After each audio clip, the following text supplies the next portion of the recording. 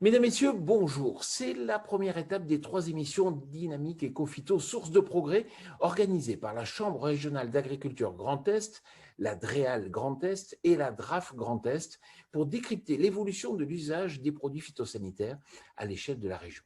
Nous commencerons justement aujourd'hui par faire un état des lieux avec Arnaud Joulin, chargé de mission agroécologie et innovation au sein de la Direction régionale de l'agriculture, de l'alimentation et de la forêt. Bonjour Arnaud. Bonjour.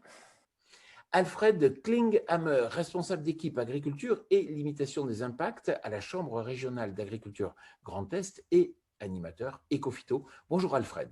Bonjour. Grégory Lemercier, conseiller à la Chambre d'agriculture Alsace. Bonjour. Bonjour. Nicolas Munier-Jolin, ingénieur de recherche à l'INRAE dans une UMR agroécologie. Bonjour Nicolas. Bonjour.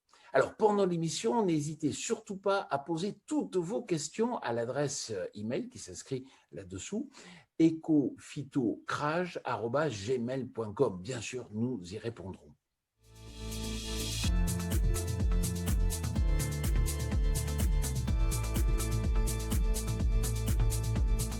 Arnaud Joulin, avant de faire un focus sur le Grand Est, Arnaud, il faut expliquer que cela s'inscrit dans le cadre du plan Ecophyto.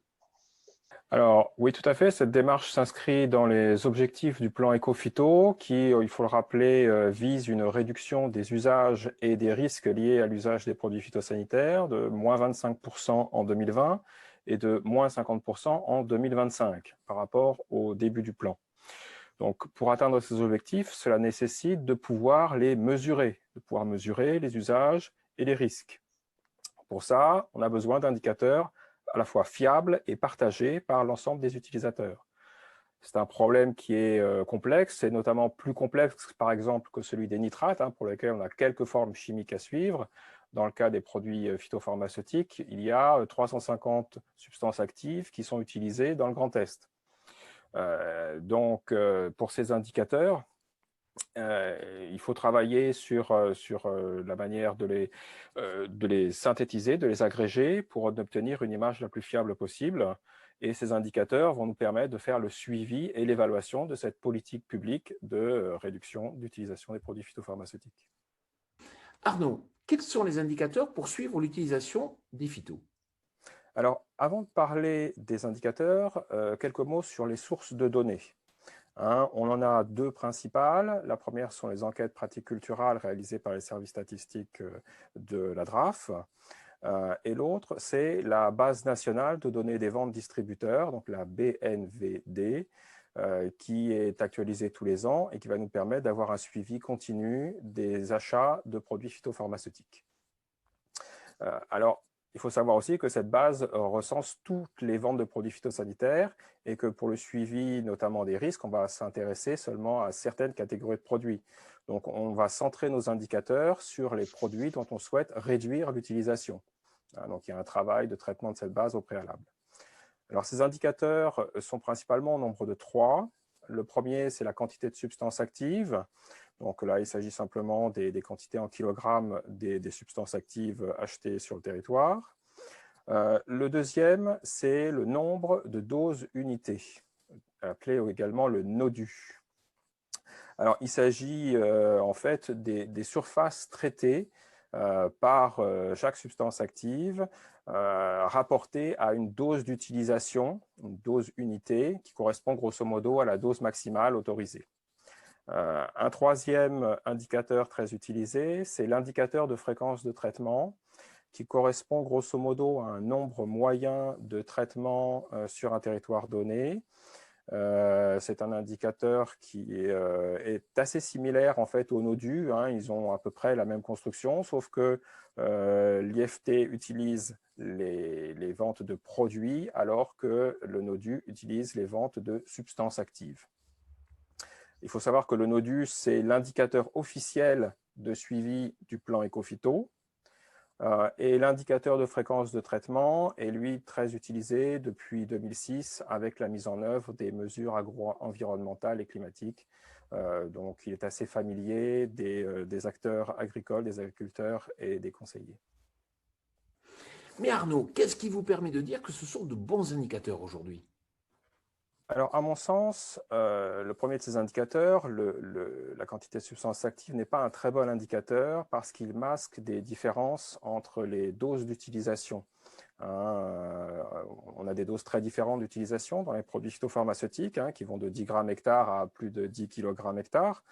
Et on peut avoir des phénomènes de compensation très forts avec ce QSA, alors qu'un usage à 10 grammes hectare peut être aussi problématique qu'un usage à 1000 ou 10 000 grammes hectare. Donc ça, c'est un problème que le NODU et l'IFT permettent de corriger. Alors, le NODU est intéressant parce qu'il est calculé à partir de la BNVD, donc il est actualisé tous les ans. Donc, il permet un suivi régulier de l'évolution des achats. Après, on peut le segmenter en fonction des types d'usage, herbicides, fongicides, etc. Et également en fonction des types de dangers.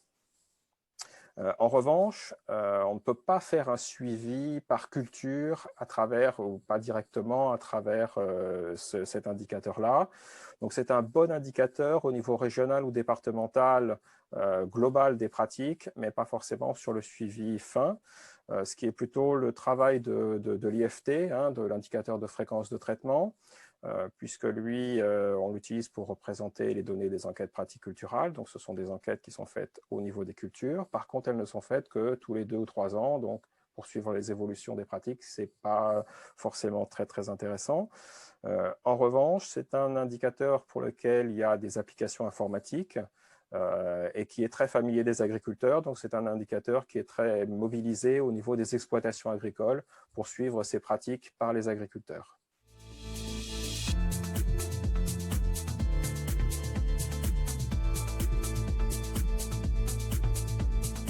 Mais Arnaud, si on regarde entre 2014 et 2018, est-ce qu'il y a une stabilité des indicateurs? Alors oui et non. En fait, ça dépend de la manière dont on regarde. Pour exprimer une tendance, on le réalise en effectuant une moyenne triennale glissante. Donc la moyenne sur 3 ans que l'on déplace au fur et à mesure. Dans ce cas-là, entre 2014 et 2018, on observe effectivement plutôt une stagnation. On a seulement une diminution de moins 0,5% des utilisations de produits phytosanitaires sur cette période.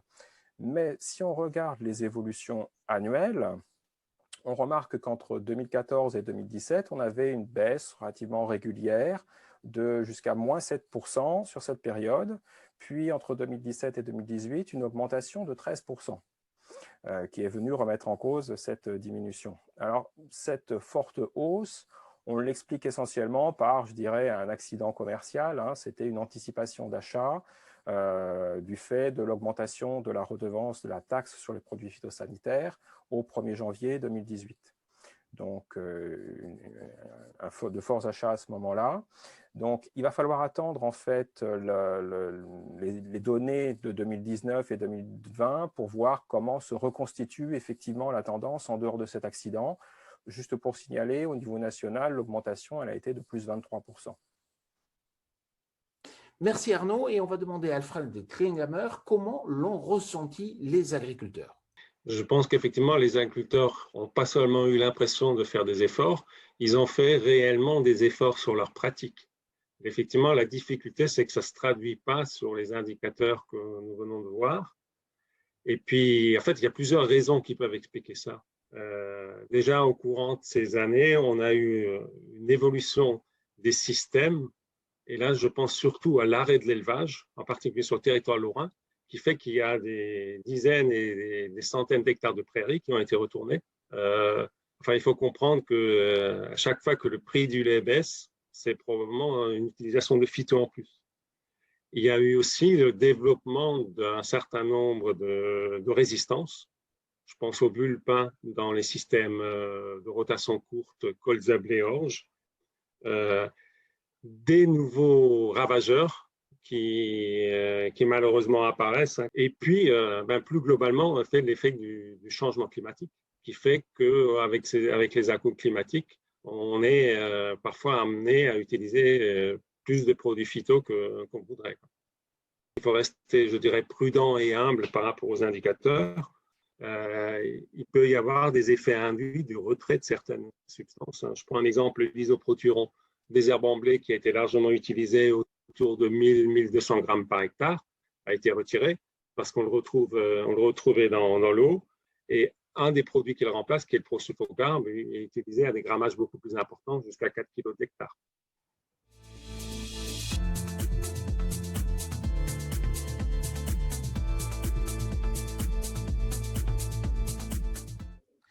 Arnaud Joulin, on le sait, la région Grand Est est très étendue. Est-ce qu'il y a des disparités au sein des territoires et lesquelles? Oui, il y a des disparités assez importantes et c'est normal, hein. La région Grand Est recouvre des productions et des systèmes agricoles qui sont très différents entre les territoires, hein, entre la polyculture élevage centrée sur la Lorraine et la Haute-Marne, les grandes cultures diversifiées sur la Champagne-Crayeuse ou l'activité agricole plutôt production végétale sur l'Alsace. Donc on a de grandes différences également de potentiel de rendement, hein, entre ces différentes cultures.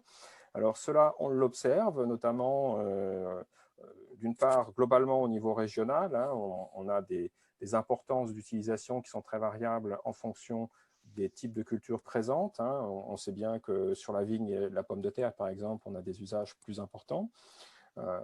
Et on observe cela également au niveau des pratiques moyennes, notamment par exemple sur les fongicides, pour lesquels la Champagne-Ardenne se démarque très fortement des deux autres régions. Cela, on l'explique essentiellement par les utilisations, par exemple, en blé et sur grandes cultures, hein, du fait du potentiel de rendement plus important en Champagne-Ardenne que sur les deux autres régions. Donc, c'est une chose qu'on observe très, très bien. Il faut savoir qu'on a montré que 80% des utilisations de produits phytosanitaires étaient liées aux grandes cultures sur le Grand Est. Sur les insecticides, on a une situation qui est un petit peu moins nette, et sur les herbicides, on observe une certaine convergence en fait, des pratiques entre les régions et une stabilité globale au niveau régional sur ce plan-là. Donc moins de marqué. Donc, ce qui explique essentiellement la différence, cela reste les systèmes de culture et les potentiels de rendement. Sinon, on a des pratiques qui, je dirais, voilà, sont cohérentes par rapport à ça. Grégory Lemercier, je rappelle que vous êtes conseiller à la Chambre d'agriculture d'Alsace. Constatez-vous une véritable demande des agriculteurs pour changer leurs pratiques? Oui, donc les agriculteurs ils disposent d'une grande résilience, hein, par rapport aux défis de l'agriculture à venir. Alors tant dans la prise de conscience, hein, par rapport à la nécessité d'adapter donc ces nouvelles pratiques, hein, vis-à-vis de la demande de la société, que dans la capacité à se structurer, hein, au sein même des exploitations, pour que ces évolutions puissent être faisables. Quels sont les facteurs favorables à ce changement de pratique? Alors tout d'abord, il faut avoir une approche globale au niveau de l'exploitation pour que ce soit efficace, hein, ces changements. Parce qu'entre les différents ateliers, on n'a pas forcément toujours les mêmes objectifs. Ensuite, par rapport à ça, ces différents leviers, hein, parce qu'il y a différents leviers à activer, il faut être formé, hein, à ces pratiques donc agroécologiques, hein, puisque donc c'est pas aujourd'hui ancré dans les habitudes de travail des agriculteurs.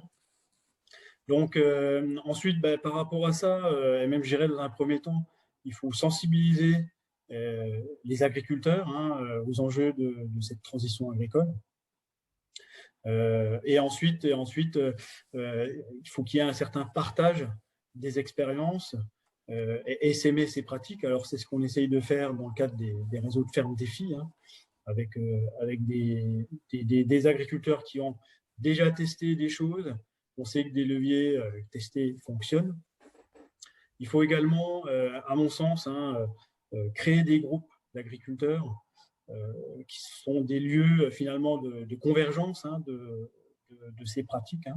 C'est ce qu'on voit également dans les groupes de fermes défis, avec des agriculteurs qui avancent plus vite grâce au partage d'expériences.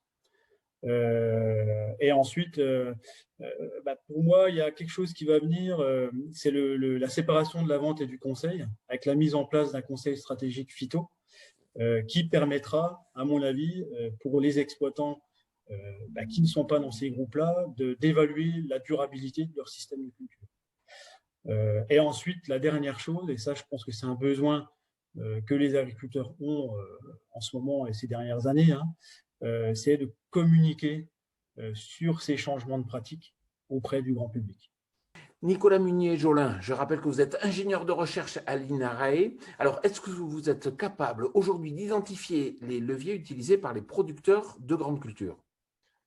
Oui, alors effectivement, la recherche accompagne le plan Ecofito et notamment le réseau de fermes Défi. Et nous avons analysé les pratiques des agriculteurs du réseau Défi pour identifier justement les leviers techniques utilisés par les agriculteurs du réseau Défi qui utilisent moins de phyto que leurs voisins. Et ça permet effectivement de confirmer les théories agronomiques, c'est-à-dire qu'on se rend compte qu'il y a un certain nombre de leviers techniques qui sont mobilisés par ces agriculteurs autour de la diversification des cultures, des rotations plus diversifiées avec des alternances de cultures de printemps et d'hiver, une plus grande diversité de variétés aussi dans les assolements. Le travail du sol est un levier technique qui est mobilisé par ces agriculteurs. Le retard de date de semis des céréales est un levier technique important. La fertilisation, c'est un levier technique important, c'est-à-dire qu'on se rend compte que les agriculteurs qui fertilisent beaucoup pour aller chercher les derniers quintaux sont aussi ceux qui ont plus de maladies et donc plus de fleurs adventices et donc mobilisent plus de fongicides et d'herbicides. Et puis, dans les exploitations de polyculture élevage, il y a un levier technique très important qui est la prairie temporaire, qui est un levier technique qui n'est mobilisable que dans ce type d'exploitation, mais qui est très fort en termes de réduction de l'usage des phytos. Mais ce qu'on peut dire aussi, c'est qu'il n'y a pas un levier technique miracle qui permettrait de réduire de façon vraiment significative l'usage des phytos. C'est vraiment une reconception des systèmes de culture à l'échelle des fermes qui va permettre à ces agriculteurs du réseau Défi d'utiliser moins de produits phytosanitaires que leurs voisins. Et puis la dernière chose, c'est qu'il faut se garder des dogmes, c'est-à-dire que les systèmes de culture à faible dépendance en produits phytosanitaires peuvent être différents en fonction des contextes. Par exemple, dans les contextes très céréaliers, le mot-clé, c'est vraiment la diversification. La diversification des rotations, la diversification des variétés, et même la diversification du travail du sol. C'est moins vrai dans des situations, dans des régions dominées par la culture de maïs, par exemple, comme c'est le cas en Alsace. Il y a des systèmes de monoculture de maïs qui sont peu consommateurs de phyto. Et là, les mots-clés, ça va plutôt être, par exemple, le désherbage mécanique dans des systèmes à base de maïs ou des choses comme ça. Donc, il faut se garder aussi des dogmes. L'agriculture, c'est aussi l'art de s'adapter au contexte, au type de sol, au type de climat. Et voilà, il y a une diversité de solutions, mais toujours réfléchi à l'échelle du système de culture et de l'exploitation agricole. Nicolas, on voit bien qu'il n'y a pas de solution unique. Non, effectivement, il n'y a pas de solution unique. On se rend compte effectivement en regardant dans le détail les pratiques des agriculteurs que d'un agriculteur à l'autre, il y a des choix stratégiques différents qui peuvent permettre d'atteindre des objectifs de réduction de l'usage de produits phytosanitaires. Dans certains cas, on va plutôt aller vers de la diversification des cultures, dans d'autres cas, plutôt vers de l'adaptation des itinéraires techniques, en retardant les dates de semis, en choisissant des variétés plus tolérantes. Mais c'est vrai que c'est quand même beaucoup une combinaison de leviers techniques qui va permettre d'atteindre des objectifs vraiment significatifs de réduction des phytos.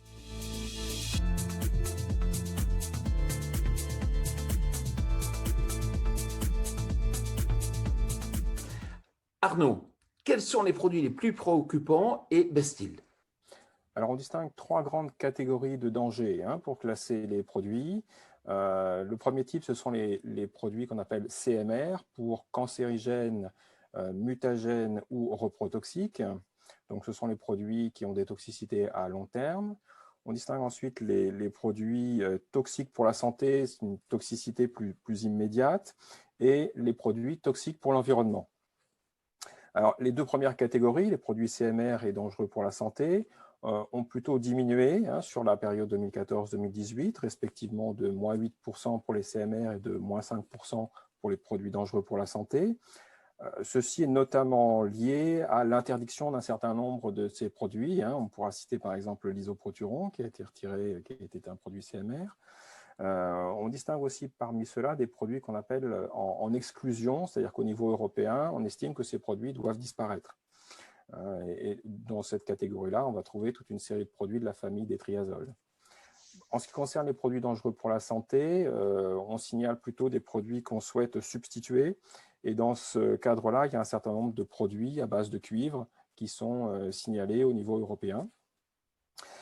Enfin, pour la dernière catégorie, les produits dangereux pour l'environnement, ceux-là, par contre, sont plutôt en hausse de 6% sur la période. Donc, il y a sans doute eu un phénomène de report qui s'est opéré sur ces produits à partir des autres catégories.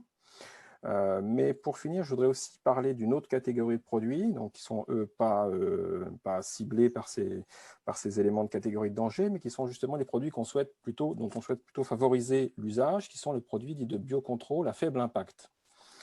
Donc, ces produits, justement, ne génèrent pas d'effets indésirables et on souhaite les substituer à un certain nombre de produits. Alors, on a actuellement encore un certain nombre de difficultés méthodologiques pour les suivre comme il faut, notamment un problème de déclaration de vente, mais on a quand même pu mettre en évidence une augmentation au minimum de 36% des achats de ce type de produits entre 2014 et 2018. Donc, il faut savoir qu'aujourd'hui, ces substances représentent plus de 25% des substances actives autorisées en France.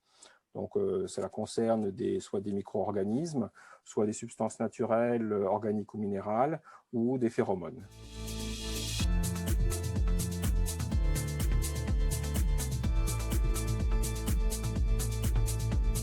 Nicolas, au travers du réseau DefiFerm, est-ce que vous observez que le revenu des exploitants se maintient lorsqu'ils baissent l'usage des produits phytosanitaires? Oui, alors c'est la grande question. Est-ce que le plan Ecophyto va dégrader la performance productive et la performance économique de nos fermes? Donc effectivement, on a analysé cette question sur la base des différences d'usage de pesticides dans les fermes DEFI pour établir une carte finalement de la corrélation entre l'usage de pesticides et de la performance. La première carte étant une carte de la relation avec les performances en termes de productivité. On a sur cette carte des points rouges, des points verts et des points jaunes, avec une dominance de points verts et de points jaunes, ce qui indique que c'est des points sur lesquels on constate soit l'absence de corrélation entre l'usage de pesticides et la performance productive, ce sont les points jaunes, soit même une corrélation négative entre l'usage de pesticides et la performance productive. C'est-à-dire que dans ce type de situation, les agriculteurs qui utilisent moins de pesticides que leurs voisins produisent finalement plus que leurs voisins. Et puis, il y a une petite proportion de points rouges sur cette carte qui sont les cas où on a une corrélation positive, c'est-à-dire que l'agriculteur qui utilise plus de pesticides que son voisin a une tendance productive plus importante. Et vous voyez que la proportion de points rouges sur ces cartes est très minoritaire.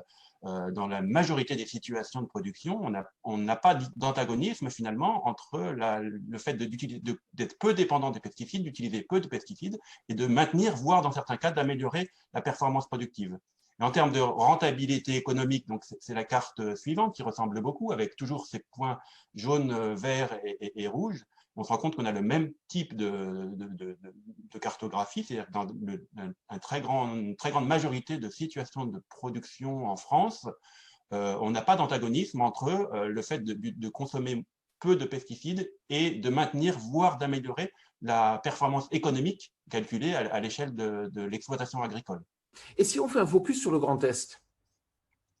Alors, on n'a pas fait une étude spécifique sur le Grand Est, mais justement, cette cartographie permet de regarder ce qu'il en est dans le Grand Est. Et on voit que sur ces deux types de cartographie, on a très majoritairement également, comme dans l'ensemble de la France, une majorité de points jaunes et de points verts, c'est-à-dire l'absence d'antagonisme finalement entre la réduction d'usage de phyto et les performances productives et les performances de rentabilité économique. On a quelques points rouges dans le nord de l'Alsace qui correspondent en fait à des zones de production betteravière. Donc il y a un cas particulier avec les cultures industrielles que sont par exemple la betterave et la pomme de terre. Dans le nord de l'Alsace, c'est plutôt la betterave qui est concernée. Ce sont des cultures qui sont à la fois relativement dépendantes des phytos et par ailleurs très importante en termes de revenus agricoles, de rentabilité économique pour la ferme. Donc, les agriculteurs qui ont le plus de betteraves dans leur assolement sont aussi ceux qui consomment le plus de pesticides et qui ont les meilleures rentabilités économiques. Donc, c'est difficile pour ces agriculteurs de leur demander de changer leur assolement pour réduire leur surface en betterave, parce que voilà, on voit bien que ça pourrait dégrader la performance économique. Pour autant, on montre aussi que si on regarde les itinéraires techniques betteraviers, que même dans ce type de situation, il y a des itinéraires techniques betteraviers à plus faible dépendance en pesticides que les autres, et ça se fait sans dégradation du rendement de la betterave et de la performance économique à l'échelle de la betterave. Donc même dans cette situation betteravière du nord de l'Alsace, on a des pistes, des marges de manœuvre pour réduire l'usage de phyto, en particulier en travaillant sur les itinéraires techniques de betterave. Et alors, que faut-il faire pour infléchir la courbe de vente des phytos? Alors, je pense qu'il y a plusieurs points.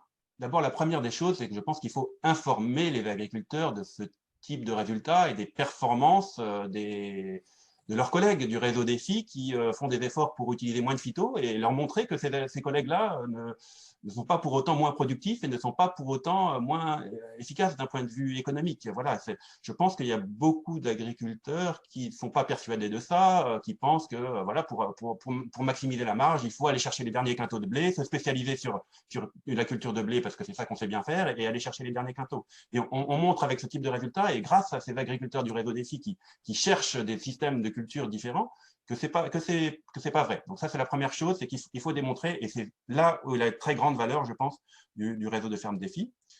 Et puis, la deuxième chose, c'est que je pense qu'il faut travailler avec le conseil agricole. Et là encore, le réseau Défi travaille dans ce sens. Il faut faire évoluer le conseil agricole vers un conseil qui est moins un conseil technique, tactique. Vous avez ce problème de puceron, utilisez donc tel insecticide pour le résoudre, mais plus un conseil stratégique, à froid, pour faire réfléchir à l'agriculteur sur son système de culture. Et le conseil, c'est plutôt change donc ta rotation, choisis des variétés résistantes, et l'année prochaine, tu auras moins de problèmes de maladie, et donc tu auras moins besoin de traiter. Et donc cette évolution du conseil, je pense que c'est aussi un élément très important pour faire évoluer les pratiques des agriculteurs en France et dans le Grand Est. Et pour finir, il y a un point que je trouve vraiment intéressant, c'est que vous avez montré que le comportement en matière de protection des cultures peut impacter la balance commerciale française. Expliquez-nous.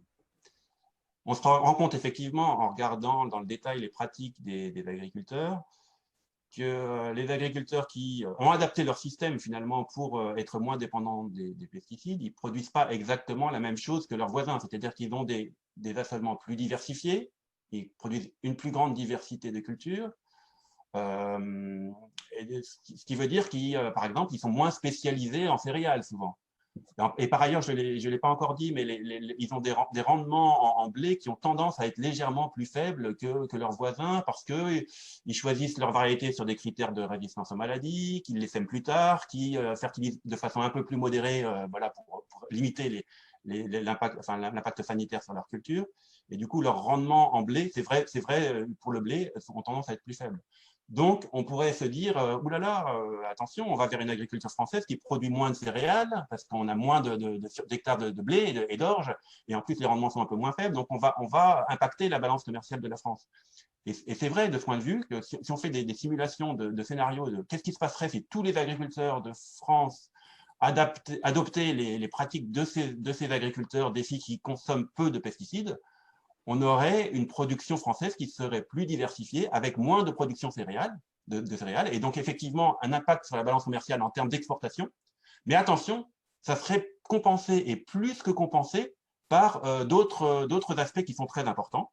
Par exemple, l'agriculture française serait plus autonome en termes de protéines végétales, parce que ces agriculteurs-là qui consomment peu de pesticides, ils ont plus de production de protéines végétales, soit sous forme de légumineuses à graines, soit sous forme de cultures fourragères.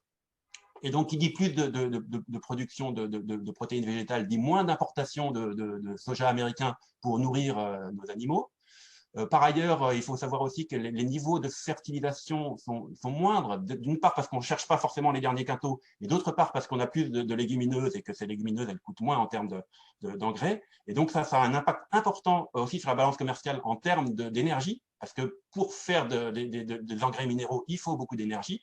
Et on se rend compte que tout ça mis bout à bout, ça affecterait la balance commerciale, mais d'un point de vue positif, c'est-à-dire que les économies, en particulier de protéines végétales, faites sur les importations de soja américain, ferait plus que compenser la baisse des exportations de céréales.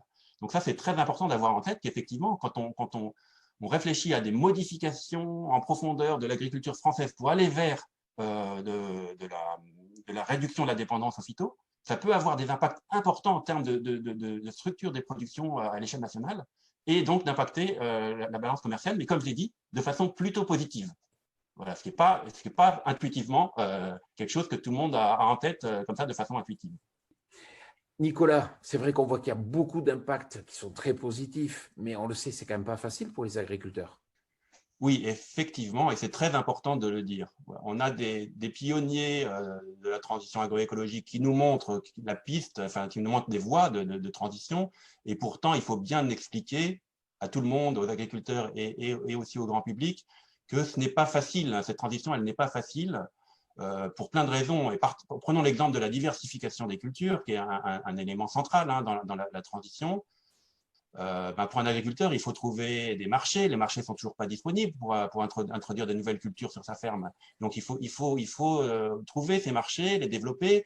Et je pense que c'est pour ça aussi que l'accompagnement de l'aval des filières a une forte responsabilité pour accompagner cette transition, travailler avec les agriculteurs pour trouver de nouveaux marchés, pour de nouveaux débouchés, pour des nouvelles cultures qui vont contribuer à cette diversification et donc à la réduction des pressions de bioagresseurs et donc aux besoins de produits phytosanitaires. C'est particulièrement vrai dans les grandes cultures céréalières au sens large. On peut dire aussi que les marges de manœuvre sont peut-être plus importantes dans les régions d'élevage. On voit bien qu'il y a des leviers techniques entre guillemets, plus faciles à mobiliser dans les régions d'élevage où il y a des élevages d'herbivores qui sont finalement un débouché pour une diversification de cultures fourragères, de cultures diverses, moins dépendantes en phyto. C'est très important de le dire, il ne faut pas laisser les agriculteurs tout seuls devant ce grand chantier de la transition vers des systèmes moins dépendants des phytos. Il faut les accompagner, c'est compliqué pour tout le monde et c'est compliqué en particulier pour la profession agricole. Bon, alors je tenais vraiment à vous remercier, Arnaud Joulin, Grégory Lemercier, Nicolas Munier-Jolin, merci à vous. Merci à vous d'avoir suivi cette émission. N'hésitez pas à poser toutes vos questions à l'adresse mail ecophytocrage@gmail.com. Nous y répondrons bien sûr. Rendez-vous pour la prochaine émission le 25 novembre de 11h à 12h, toujours sur la chaîne YouTube Power Boost. Et je vous souhaite une très agréable journée.